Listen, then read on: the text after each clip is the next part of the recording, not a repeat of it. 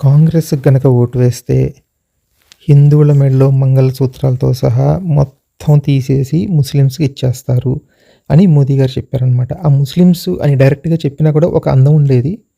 ఆ!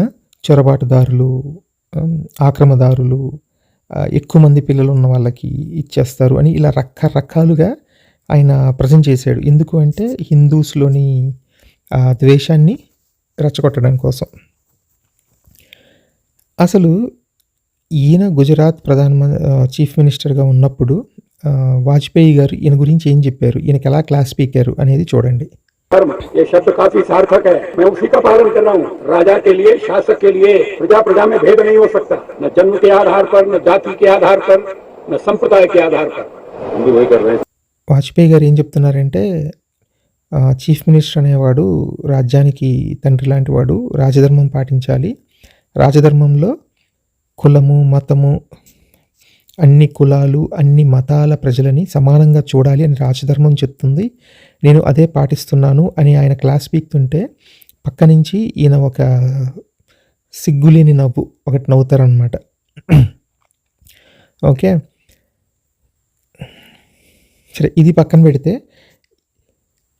అసలు ఇది నిజమా? కాంగ్రెస్ కనుక పవర్లోకి వస్తే ముస్లింలకి ఇచ్చేస్తుందా? నాకు ఒక డౌటు. ఇప్పుడు ఈ 75 ఏళ్లలో కాంగ్రెస్ కానీ వేరే గవర్నమెంట్స్ కానీ ఎవరైనా బాగుపడింది ఎవరు? హిందూసే కదా మెయిన్. ఇంకా ముస్లిమ్స్‌లో లేబరు వీళ్ళు ఎక్కువ ఉంటారు కానీ లిటరసీ తక్కువ ఉంటుంది కానీ బాగుపడింది హిందూసే కదా. రాజీవ్ గాంధీ ఐటీ తీసుకొస్తే బాగుపడింది హిందూసే కదా. బ్యాంక్స్ నేషనలైజేషన్ చేస్తే ఇప్పుడు ఎస్బీఐ కానీ మనకి ఉన్న ఎల్ఐసి కానీ అన్ని గవర్నమెంట్ ఆర్గనైజేషన్స్ అన్నీ సేవ చేస్తుంది ఎక్కువ హిందూస్కే కదా. మరి ఈయన ఇలా చెప్తాడేంటి? ఈవెన్ పాపులేషన్ కూడా ఎక్కువ హిందూస్కే పెరిగింది. నెహ్రూ నాగార్జున సాగర్ కట్టిస్తే దాన్ని ఆ నీళ్లు తాగింది కానీ పంటలు పండించుకుంది కానీ అందరూ హిందూసే కదా. మరి ఎందుకు వీళ్ళు ఇలా ముస్లిమ్స్ గురించి చెప్తారు? ఇంకా చెప్పాలి అంటే ఈ మోదీ గారి హయాంలోనే హిందువులకి పెనాల్టీస్ ఎక్కువ పడ్డాయి. డిమానిటైజేషన్ అప్పుడు క్యూలో నించుంది ఎక్కువ మంది హిందూసే. ఇప్పుడు పెట్రోల్ 100 రూపాయలు చేసినప్పుడు ఎక్కువ భారం మోస్తుంది హిందూసే. 85 కోట్ల మంది హిందూస్ ఎక్కువ డబుల్ ట్యాక్స్ పే చేస్తున్నారు. ముస్లిమ్స్కి ఏముంది, ఓ 10-15 కోట్ల మంది. లాక్డౌన్ పెడితే లక్షల మంది వందల మైళ్ళు నడుచుకుంటూ పోయిన వాళ్ళందరూ హిందూసే. కోవిడ్లో ఈయన గారి ఘనకార్యాల వల్ల ఎక్కువ మంది చనిపోయిన వాళ్ళు కూడా హిందూసే. ఇప్పుడు ఈయన ఆస్తులన్నీ, గవర్నమెంట్ ఆస్తులన్నీ అమ్మేస్తున్నారు కదా ఫ్రెండ్స్కి. ఆ ఆస్తుల్లో వాటా కూడా ఎక్కువ మంది హిందూస్కే ఉంది. ఈయన చేసిన అప్పులకి వడ్డీలు కట్టాలి మనం అంటే మన జనరేషన్ కాదు, మన నెక్స్ట్ తరతరాలు కట్టాలి. ఆ వడ్డీల్లో వాటా కూడా, ఆ వడ్డీ కట్టాల్సిన దాంట్లో వాటా కూడా హిందూస్కే, హిందూ పిల్లలకే ఎక్కువ షేర్ ఉంది. ఇంత అణగదొక్కుతున్నా కూడా ఈయన ధైర్యం ఏంటి? మతం ఉంది, మతం మత్తు ఉన్నంత కాలం నాకు డోకా లేదు, మా బీజేపీకి డోకా లేదు, మా హిందుత్వ ఆర్ఎస్ఎస్ వాళ్ళకి డోకా లేదు అనే ధైర్యంతో ఉన్నారనమాట. యాక్చువల్గా అది కూడా నిజమే. ఇంకా చెప్పాలి అంటే ఈయన చాలా సాఫ్ట్. హిందుత్వలో చాలా డిగ్రీస్ ఉన్నాయన్నమాట. ఫర్ ఎగ్జాంపుల్ వాజ్పేయి గారు కూడా హిందుత్వాన్ని ప్రోత్సహించారు, కానీ అదొక డిగ్రీ. ఆ తర్వాత అద్వానీ అదొక డిగ్రీ. ఇప్పుడు దాని నెక్స్ట్ మోడీ గారు ఇదొక డిగ్రీ. ఆ తర్వాత వస్తారు చూడండి యోగి గారు, ఇంకా ఆయన వేరే డిగ్రీ అనమాట.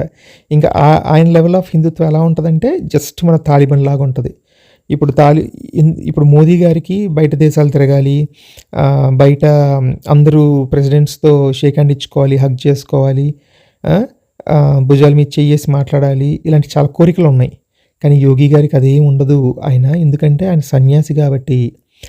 జస్ట్ ఇప్పుడు తాలిబాన్ ప్రెసిడెంట్స్ని, తాలిబాన్ లీడర్స్ని ఎవడు పిలవడు కదా. వాళ్ళు ఏ దేశానికి పోరు కదా, వాళ్ళ దేశంలో వాళ్ళే హ్యాపీగా ఉంటారు కదా. యోగి కూడా అలాగే ఉంటారు. చూడండి కావాలంటే. ఇది నా వర్డ్ రికార్డ్ చేసి పెట్టుకోండి. రేపు 2029లో కానీ లేకపోతే ఇంకో 3-4 ఏళ్లలో మోదీ గారు కొంచెం వీక్ అయ్యాక యోగికి కనుక పదవి వస్తే ఇంకా ఇండియాని ఏ కంట్రీ దేకదు. ఇప్పుడు ఆఫ్ఘనిస్తాన్ పరిస్థితి ఏమవుతుందో మన పరిస్థితి కూడా అదే అవుతుంది. కానీ ఇదంతా ట్రైలర్‌లేండి బ్రో. సినిమా రావాలి. ఎందుకంటే ఇప్పుడు ఆడోళ్ళు గూడా చూస్తున్నాను కదా! చాలామంది లేడీస్ కూడా హిందుత్వ అని చెప్పి వాళ్ళకి అర్థం గాని విషయాల గురించి అర్థం లేకుండా మాట్లాడుతుంటారు గదా! సో, వాళ్ళకి గూడా త్వరలో వస్తది. మొన్న 'రెజ్లర్స్' గురించి చూసాము. 'హథ్రస్', 'ఉన్నావ్' లేకపోతే మణిపూర్ బీజేపీకి బంపర్ మెజారిటీ ఇచ్చినందుకు వాళ్ళని రోడ్డు మీద తిప్పారు గదా! నగ్నంగా. సో, ఆ పెనాల్టీ వీళ్ళు గూడా పే చేస్తారు. త్వరలో పే చేస్తారు. అప్పటిదాకా ఎగురుతుంటారు ఇట్లాగా. హ్మ్.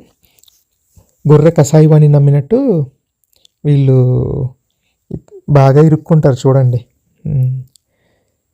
సో, ఓవరాల్‌గా చెప్పాలంటే అది ఫ్రెండ్స్. ఇప్పుడు మోదీ గారు అంటే ఇన్ని రోజులు ఒక ముసుగేసుకున్నారనమాట. బయటికి బుద్ధుడు, గాంధీ, డెవలప్‌మెంట్, సబ్కా సాత్ సబ్కా వికాస్ అని ఇయన్నీ ముసుగులేసుకున్నారు. ఇంకా ఈయనది ఇప్పుడు లాస్ట్ ఎలక్షన్స్ కాబట్టి ఈయన ముసుగు తీసేశారు. మాక్సిమం సీట్లు రావాలని చెప్పి ముసుగు తీసేశారు. కానీ యోగి గారికి ఇంకా అవసరం కూడా లేదు. ఆయన అసలు ముసుగే ఏసుకోలేదు కాబట్టి ఇంకా రావటమే నరుక్కుంటూ పోతారు. అందరూ ఎంజాయ్ చేద్దురు గాని. ఓకేనా ఫ్రెండ్స్? బాయ్.